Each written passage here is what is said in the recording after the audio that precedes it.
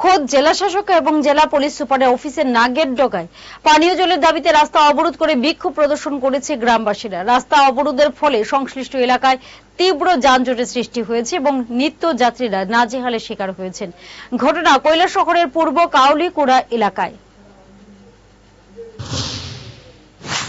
বুধবার সকাল ৯টা থেকে কৈলাসহরের গৌরনগর ব্লকের অধীনস্থ কাউলিকুড়া গ্রাম পঞ্চায়েতের ৩ নং ওয়ার্ডের গ্রামবাসীরা পানীয় জলের দাবিতে কৈলাসহর কুমারঘাট সড়ক অবরোধ করে বিক্ষোভ প্রদর্শন করে অবরোধ চলাকালীন অবরোধকারী গ্রামবাসীরা জানায় যে দীর্ঘ কয়েক বছর ধরে এলাকায় পানীয় জলের সংকট চলছে।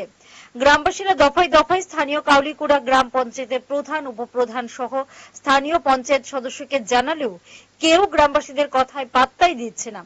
জল জীবন মিশন প্রকল্পে গ্রামের প্রতিটি বাড়িতে পাইপ বসিয়ে দিলেও সেই পাইপ দিয়ে জল আসে না বলেও গ্রামবাসীরা জানান।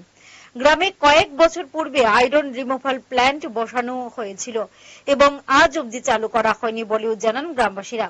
স্থানীয় পঞ্চায়েতকে জানানোর পর গ্রামবাসীরা স্থায়ী পানীয় জল ও স্বাস্থ্য বিধান দপ্তরের আধিকারিককে কয়েকবার লিখিত এবং মৌখিকভাবে জানালেও দপ্তরের আধিকারিক উদাসীন।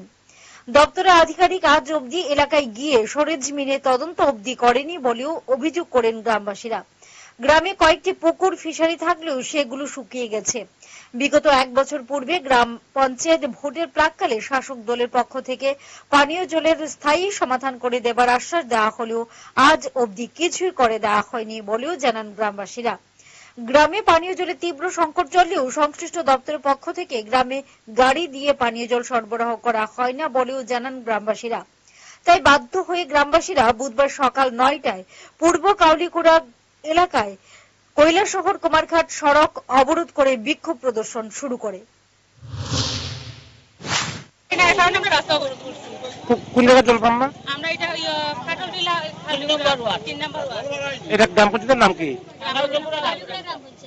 আমরা স্যার বিদ্যুৎ স্যারের কাছে নিয়ে রিপোর্ট দেওয়া হয়েছে, কইছে আমরা জল ফাইলেছি, কয় তার কাছে রিপোর্ট আছে, মানে তারা নোটিশ ফাইলেছে, অথচ আমরা দিকে একটু অর্ধেক হইছে, বাকি কাজটা হইছে ভিডিও স্যার দিছে, ভিডিও স্যারের কাছে এটা রিপোর্ট পর্যন্ত গেছে যে আমরা জল পাইছি, অথচ আমরা জল নাই। এর মধ্যে অতক্ষণ থেকে আমরা দাঁড়ানি, এখন অবধি আমরা এখানে প্রধান মেম্বারকে পাইছুন, কেন আইলে টাকা আমরা এখানে প্রধানের মেম্বারে আমরা বিরুদ্ধে দাঁড়াইছি, এখানে প্রধান এখন আইছুন না। এখন তো প্রায় 11টা সাড়ে 11টা বাজে, আপনারা কতক্ষণ থেকে রাস্তা এই যে বিকল্প জাতীয় সড়ক আপনারা অবরোধ করছেন মূলত পানীয় জলের লেগে?